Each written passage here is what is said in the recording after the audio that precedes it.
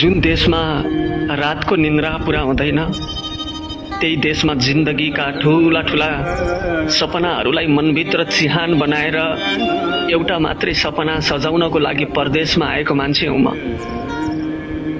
आमाले मैरीमा बालेको एउटा सानो दियो हेरेर ताराबाजी लैलै भन्दै खुसी हुने म अहिले रातभर झलमल्ल हुने शहरमा पनि मनलाई अन्धकार बनाएर बाँचिरहेको एक परदेशी हुँ म।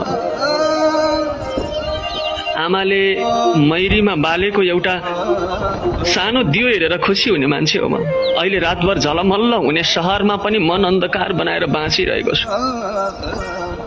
मलाई अझै पनि याद छ त्यो आमाको चरचरी फुटेका पैताला, ती हिलाले खाएका औँलामा पाउरोटी छाप चप्पल नलगाई मलाई बत्ती बोल्ने चुई चुई गर्ने जुत्ता लगाइदिँदै थिरी थिरी मेरो